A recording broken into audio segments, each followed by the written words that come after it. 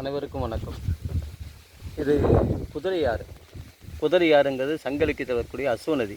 நம்ம புறநானூறு பாடல் 158லேருந்து 59, 60, 61, 62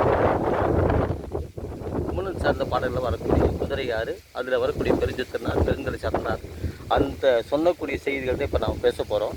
அதில் சங்க இலக்கியத்தில் நம்ம இந்த பகுதியில் நாட்டு பசுவில் நுரதள்ளி, அதிகமான நுரதள்ளி நாட்டு பசுவில் பசும் பாலில் நல்ல சுண்டை வச்சு காய வச்சு அதில் மான் இறைச்சி போட்டு சாப்பிட்டதா ஒரு பாட்டு 164 சொல்லுது.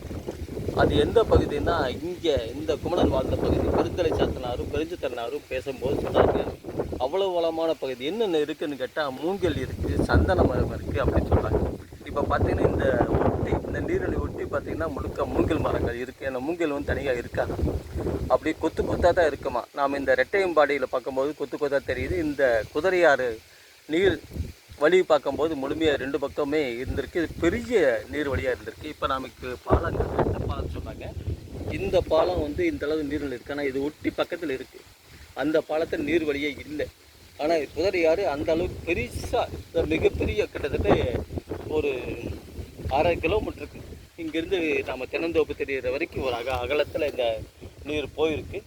ஆனால் இது சுற்றி பார்த்தா தெரியுது, தென்னை மரம் எல்லாமே இந்த ஒரு 150-200 காலகட்டத்தை அது வச்சுருக்காங்க. ஆனால் அதுக்கு முன்னாடி மிகப்பெரிய நீர்வழியாக இருந்துக்கு மட்டும் நமக்கு சான்று தெரியுது. ஆனால் இது தான் நமக்கு குமணனுக்கான சான்றாக நாம் இதை பதிவு பண்ணுறோம். இந்த முதிரமலை, மேற்கு மலை திருச்சி அந்த பகுதி தெரியக்கூடிய முதிரமலை, மேற்கு தொடர்ச்சி மலை தெரியுதுன்னா அந்த மலை தான் முதிரமலை. அங்கே தான் உருவாகக்கூடிய நதி தான் குதிரையாறு.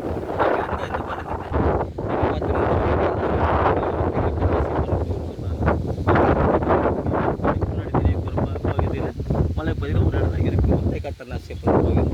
அதுக்கு பின்னாடி தான் பூக்கால், அதுக்கு மேலே தான் மன்னவனூர், பழம்புத்தூர், இதெல்லாமே ஒரே சேர இருக்கிறதுனால இந்த பாட்டு வரக்கூடிய பகுதியில் எல்லாமே இதை தான் நாம் பதிவு பண்ணுறோம். பாட்டு 260 அந்த முக்கண்ணப்பர் கோயில், அந்த 158லேருந்து 64 வரைக்கும் இருக்கக்கூடிய பகுதிகள் தான் நமக்கு சான்றாக இதை நம்ம சொல்கிறோம். அதுதான் நம்ம இந்த உணவு வரலாறுக்காக இன்றைக்கி நாம் இதை பதிவு பண்ணுறோம்.